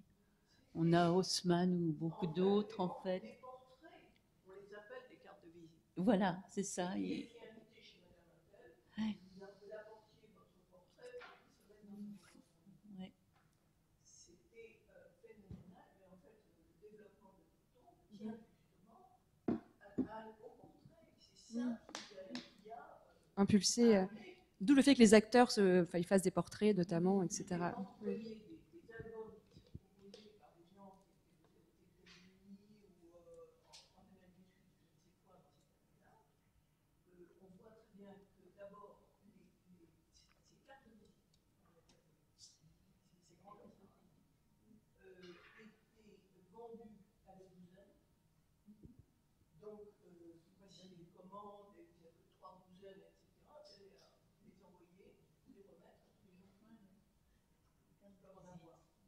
Et on va retrouver dans les albums bébé à 1 an, bébé, etc., bébé avec ses marins, et ça, c'est très informatif.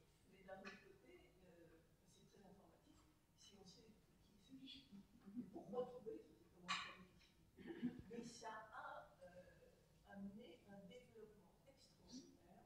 Vous aviez par exemple aux États-Unis des trains qui se promenaient, au moins un wagon attaché à une, qui se faisait attacher sur un, disons, New York ou Chicago. À Chicago, on le laisse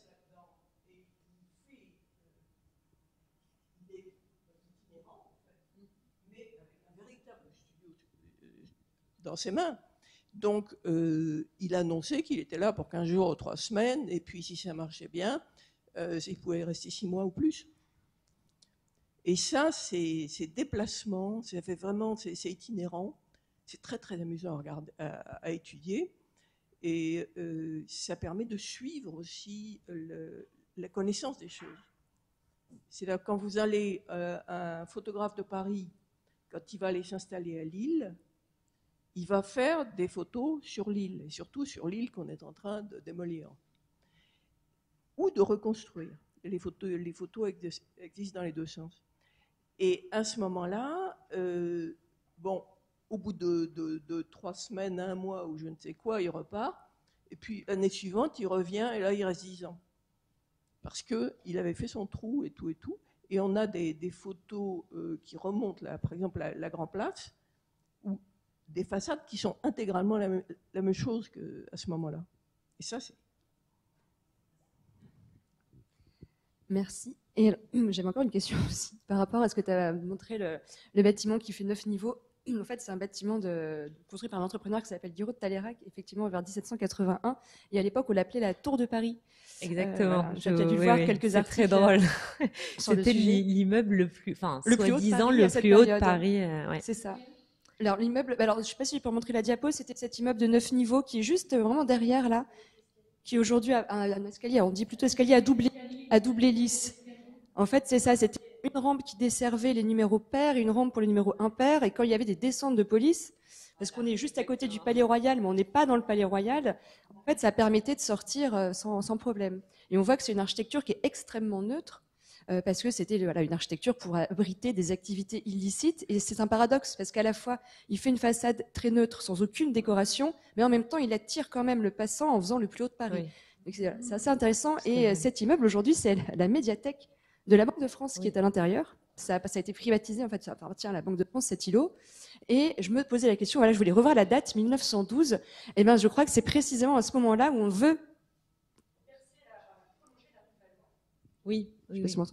On veut prolonger la rue de Valois jusqu'à la rue des Petits Champs. Donc, en fait, on voulait complètement éventrer du coup, pas cet immeuble-là, mais celui qui est juste à côté, qu'on voit sur une autre photo que tu as montrée d'Adjé, à la fin. Et si on fait le lien, mais Adjé, du coup, c'est 1907, celle-là, c'est 1912. Le projet de prolongation de la rue, c'est 1912 aussi, donc c'est assez intriguant. Mais tu vois, si on réunit les deux reportages photos et qu'on peut en créer une sorte de dossier comme ça pour expliquer le prolongement. Et en fait, du coup, à ce moment-là, on voulait démolir le passage des 2 pavillons et tout l'îlot d'habitation parce qu'à ce moment-là, la Banque de France est en pleine reconstruction et souhaite faire une entrée un peu plus monumentale sur cette rue-là. Et alors, il paraît, mais j'ai pas trouvé de photographie, ce qui m'a étonnée parce que des choses curieuses comme ça sont souvent photographiées. Il paraît qu'il y avait en fait, c'est un immeuble qui avait 3 entrées différentes. Oui, c'était un espèce de comme les traboules à Lyon qui pouvaient rentrer et sortir. Exactement. Et ce qui est étonnant, c'est que ces entrées qui apparemment faisaient passage ne sont pas photographiées. Alors, je sais pas si elles avaient déjà été peut-être bouchées autour de 1900. Je crois qu'il y a une des photos qui peut-être est dans les archives de la Banque de France où on voit le rez-de-chaussée sous l'escalier. Ça fait une sorte de voûte comme ça et on comprend que les gens passaient du coup sous la voûte pour déboucher du coup de la rue de Valois vers la rue de Radziwiłł. Exactement. Qui aujourd'hui est une rue qui est fermée. Et qui est de l'autre côté. Et pareil, ce que tu as montré avec la rue Baillif et la rue des Bons Enfants, on peut aussi le relier aux travaux d'agrandissement de la Banque de France, puisque c'est la rue du colonel Drian, qui je crois, elle date de 1914, à peu près, 14-15. Ah oui, et en plus, c'est aussi, typiquement, je crois que cette rue-là, la rue de Valois, on avait abandonné le projet de la prolonger à cause de la Première Guerre mondiale. Enfin, ça avait un peu, on va dire, de marquer quelques coups d'arrêt dans les démolitions. Et puis après, la plupart des bâtiments ont été classés par la suite. Et il me semble qu'on peut faire une sorte de lien entre les reportages photographiques vraiment et l'évolution des travaux. Mais c'est ce que j'ai trouvé passionnant, que j'avais pas mesuré à ce point avant de préparer cette communication. C'est en effet que les photographies sont aussi des sources pour identifier certains travaux, certaines opérations de voirie. Quand on travaille notamment sur des bâtiments détruits, c'est très intéressant. Voilà. Et moi, j'avais beaucoup travaillé sur Lancio, Charles Lancio, mais je crois que tu m'avais dit qu'il n'était pas... il ne faisait pas partie de l'équipe Commission du Vieux-Paris, etc. Il arrive un tout petit peu après. En fait, Charles Lancio, c'est le photographe qui va remplacer tous les photographes de la Commission du Vieux-Paris à la Commission du Vieux-Paris, mais donc à partir de 1916. Donc c'est vraiment, il marque la toute fin de cette période.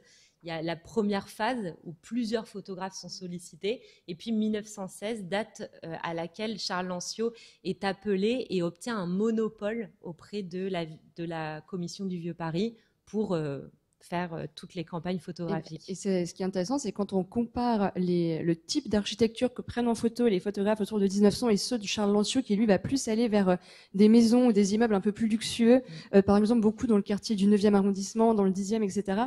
On peut essayer de comprendre aussi comment l'intérêt à l'époque des personnes qui cherchent à documenter tout ça ou à comprendre la disparition et l'évolution de l'architecture, on peut comprendre comment évolue leur centre d'intérêt en comparant les éléments. Et je sais que Lancelot, il a fait beaucoup de jardins aussi. Enfin, il prenait beaucoup des jardins ou les cours en photo et beaucoup de lambris aussi, de décors intérieurs des hôtels qu'il avait En fait, c'est parce que Lancelot, il a eu une approche pour le coup véritablement systématique, puisqu'il accompagne un inventaire donc, qui est lancé par le casier archéologique et artistique qui nous a été présenté la semaine dernière par Pauline Rossi.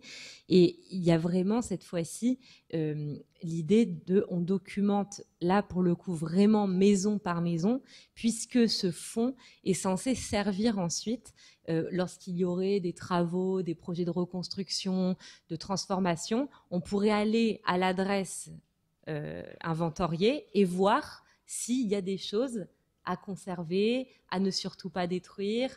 Voilà. Donc c'est pour ça que sur une même façade, il a une approche vraiment exhaustive, contrairement aux photographes de la première génération, pourrait-on dire, qui eux, déjà pour des questions ils sont beaucoup plus limités dans leurs moyens, et donc eux vont vraiment photographier des points très précis qu'on leur signale. Il n'y a pas cette approche systématique comme Lancelot. Il y a une sorte de méthode, on va dire, qui suit une méthodologie. Oui, oui, oui. Dernière chose aussi, avec ce que tu as montré à la toute fin, le guide Rochegude, c'est ça? Oui. Pourquoi est-ce que, à ton avis, Adjé a choisi que quelques numéros? Enfin, comment est-ce qu'il a fait pour choisir ce numéro-là et pas d'autres? Enfin, je suppose qu'on peut pas. Oui. C'est la grande question. Honnêtement, en fait, ça avait déjà été signalé, la proximité entre l'itinéraire d'Adjé et celui de Rochegude par d'autres historiens. Mais c'est vrai que je pense qu'il faut encore poursuivre la recherche, et ce que je vais essayer de faire dans le temps qui me reste de fin de thèse, parce que c'est quand même assez fascinant de voir que toutes les légendes sont tirées du guide. Donc c'est pas juste une source parmi d'autres, c'est quand même une source très importante. Ouais. Mais en effet, ça interroge. Alors, est-ce qu'il l'a fait et par exemple, les photographies étaient finalement ratées, il n'est pas revenu? Ça peut être une option. Mais je pense plutôt qu'il serait possible qu'on lui ait signalé certaines adresses et pas d'autres. On pourrait imaginer une collaboration où Beaurepaire signale dans le guide ça, puisqu'en plus il connaît très très bien la topographie du Vieux Paris. Il n'a pas nécessairement besoin de venir avec lui. Peut-être que c'est comme ça que la sélection s'est faite. Peut-être aussi une question au niveau architectural, c'est-à-dire que dans le quartier, par exemple, rue du Chahibani, on sait que c'est une rue de lotissement où les façades sont à peu près toutes de la même époque. Aussi, peut-être une idée de si deux façades sont quasiment similaires et que certes elles ont abrité des personnalités ou autres ou des événements, il n'y a pas de sens de prendre deux fois de tous les prendre. Mais en fait, ça rejoint aussi la question des guides illustrés, puisqu'elle est depuis déjà le début du 19e et même au 18e, il y a des guides illustrés de Paris. Il y a Legrand et Landon, par exemple, qui avaient publié Description de Paris. Et normalement, c'est une notice, une explication, un texte avec une gravure, un dessin. Et là, on pourrait se dire que, comme pour les guides aujourd'hui, on choisit quelques adresses seulement à illustrer, celles qu'on trouve les plus remarquables. Et du coup, ce qui serait intéressant, c'est de comprendre justement, effectivement, pourquoi celles-ci sont plus remarquables que les autres, et de voir en fait tous les numéros et de se dire en quoi est-ce que celui-là a été se démarquer des autres. Et de comprendre aussi pourquoi certaines rues ont été exclues. Parce que par exemple, il y a quelque chose d'assez étonnant, c'est que la rue Richelieu est très peu, en tout cas, elle n'est pas photographiée systématiquement par Adjé.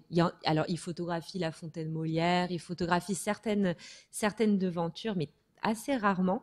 Alors pourquoi? C'est étonnant puisque c'est quand même une rue emblématique de ce quartier. Ça, c'est vraiment des questions qui restent en suspens. On ne sait pas comment il a procédé à sa sélection. Il n'y aurait pas pu avoir un projet de réédition du coup de ce guide avec des photos qui auraient pu être... Ce guide a été réédité plusieurs fois. Je crois qu'il a même été réédité dans les années 1920. et jamais avec des photos. Donc, alors après, il y a une autre hypothèse, c'est que Marcel Poët connaît très bien ses collections.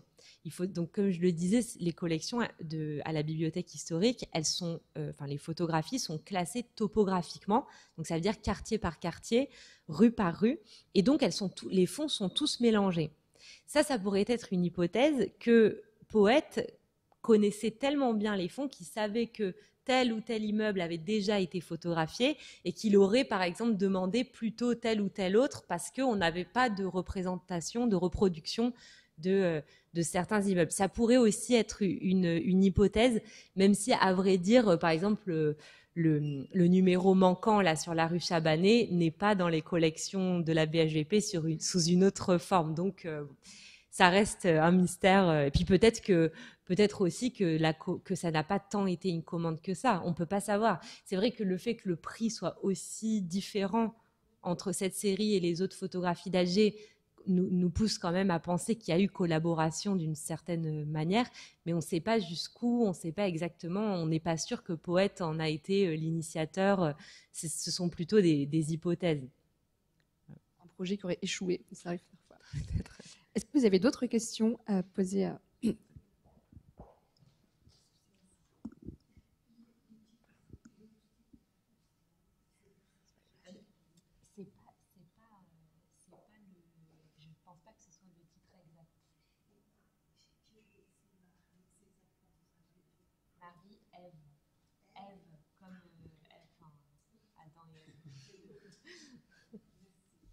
Elle n'a pas publié sa thèse, mais vous trouverez des articles,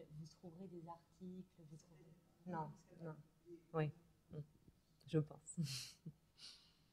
Oui, pardon. Oui, je me demandais juste, vous aviez dit, du coup, c'est vous qui avez intenté ce projet d'inventaire précis de ces fonds, et je me demandais s'il y avait vraiment cet aspect très documentaire des photos.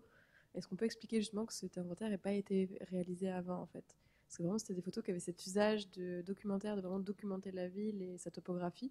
Donc c'est peut-être étonnant qu'il n'y ait pas eu d'inventaire avant, mais comme vous disiez, peut-être que le monsieur connaissait tellement bien ses collections qu'il n'a pas ressenti le besoin d'en faire un inventaire précis. Je ne sais pas. Oui, pardon, vous voulez dire qu'il n'y ait pas eu un inventaire avant récemment ou dès la période Dès les périodes de commande, en fait, qu'on ait voulu faire une traçabilité de l'information très claire. En fait, à vrai dire, il y a eu traçabilité. C'est ce qui m'a permis de faire l'inventaire. En fait, il y a eu quand même un suivi, même si les sources sont très lacunaires, j'ai pas pu tout retrouver. Mais déjà, jusqu'en 1908-1909, toutes les photographies commandées par la commission sont tamponnées, commission du Vieux Paris. Ce qui permet quand même, ce qui facilite l'inventaire. Et puis ensuite, la commission tient un registre qui n'est pas exhaustif parce qu'ils n'ont pas rentré à chaque fois toutes les commandes. Mais globalement, à partir du registre, en croisant le registre, les commandes que j'ai retrouvées dans les procès-verbaux et les photographies, on peut attester qu'il s'agit bien, on peut identifier les images. En revanche, c'est vrai que comme les photographies ont été tout de suite destinées aux institutions, à Carnavalet et à la bibliothèque historique, on les a jamais différenciées. Ça n'a jamais été un fonds isolé. C'est pour ça, en fait, c'est dans cela que je parle d'inventaire, c'est qu'elles ont été tout de suite mélangées à toutes les autres photographies achetées et collectées par le musée et la bibliothèque.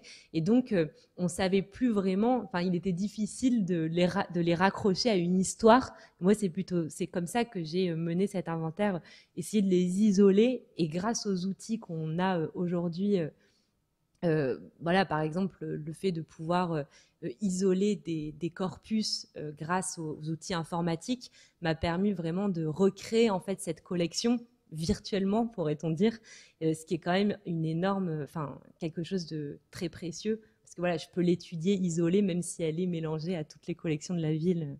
Et puisqu'on parle du numérique, du coup, tu en as touché un mot, mais c'est vrai que Olga a prévu de déposer une bonne partie de ton corpus de thèse, déjà numérisé, dans la carte que nous a présentée il y a un mois Pauline Rossi et Julien Vinin, la carte archéologique du DHAP, où ils ont eux-mêmes déposé des photos qu'ils avaient dans leur propre collection. Et bon, je te laisse peut-être le dire mieux. Oui, en fait, à terme, si je me trompe pas, c'est pas la carte archéologique, c'est leur nouvelle carte. Ils ont d'abord le DHAP, donc la Commission du Vieux Paris, a d'abord produit une carte archéologique de la ville de Paris, en fait, qui permet tout simplement d'identifier tous les lieux où il y a eu des fouilles dans la ville depuis, je crois, le milieu du 19e, si je me souviens bien. Et là, ils ont lancé un nouveau projet qui était, si je ne me trompe pas, de cartographier la ville, enfin de cartographier les photographies prises par la Commission du Vieux Paris sur l'ensemble de l'espace parisien. Et donc, en effet, on émettait la possibilité que j'intègre, ce qui serait passionnant, que j'intègre ces photographies inventoriées au sein de cette carte, ce qui ne va pas sans quelques difficultés, puisque à partir de 1916, la Commission du Vieux Paris possède les fonds dans ses archives, dans ses collections, notamment les plaques de verre, alors qu'avant 1916, les seules traces, le fonds commandé par la Commission se trouve à Carnavalet et à la bibliothèque historique, ce qui fait que voilà, il faudrait travailler tous ensemble pour pouvoir transférer ces photographies au sein d'une carte, de cartographier ces photographies, ce qui en même temps ne serait peut-être pas si compliqué que ça, puisque normalement elles sont libres de droit, numérisées, notamment à Carnavalet. Et en effet, ça serait un beau point final de cette recherche, puisqu'on aurait toutes les photographies et on pourrait aussi étudier différemment les itinéraires. Elle se complète, parce que finalement, quand on nous a montré, donc là, il y a un mois, ils nous ont montré cette nouvelle carte qui n'est pas encore accessible, qui n'est pas encore ouverte au public, mais qui le sera bientôt.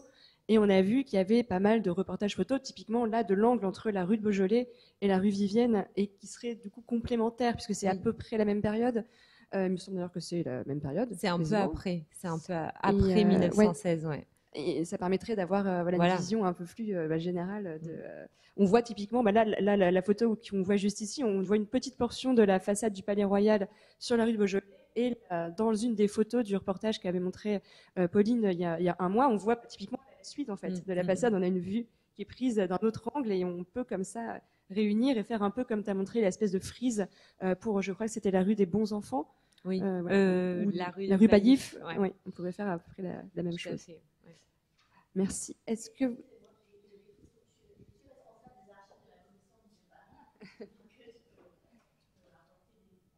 des réponses, mais tout ce corpus de photos est numérisé en fait, le corpus de Carnavalet Alors, à Carnavalet, quasiment toutes sont numérisées et libres de droit, elles sont téléchargeables, etc. Ouais. À la bibliothèque historique, moins. Donc, c'est pour ça que j'ai passé 3 mois à la bibliothèque historique à photographier moi-même tout ce fond. Mais en fait, entre la bibliothèque historique et Carnavalet, ce sont systématiquement des doubles. Donc, c'est pour ça d'ailleurs que là, j'ai présenté davantage des photographies conservées au musée Carnavalet, pour la simple et bonne raison que j'ai pu les télécharger facilement sur leur site. Mais la plupart du temps, alors c'est pas systématique, mais la plupart du temps, on a le double à la bibliothèque historique. C'est fait exprès. C'était vraiment pour alimenter les deux institutions en même temps. Voilà. Donc, les fichiers seraient disponibles Voilà, oui. En tout cas, ils sont accessibles à qui veut facilement. Oui, pour la plupart. Merci. Merci. Est-ce que vous avez encore d'autres questions? Sinon, il nous reste 5 minutes. Non? Bon, du coup, Olga, merci beaucoup encore une fois pour ton intervention. C'était vraiment très, très intéressant. Et si jamais ça vous intéresse de continuer à suivre le cycle de séminaire, je vous invite à regarder les plaquettes qui sont disposées à l'entrée. Donc, on a notre prochaine séance le 13 mai. Et ça sera Arnaud Manas du service des archives du patrimoine de la Banque de France qui nous présentera les transformations de la banque au fil des siècles. Merci.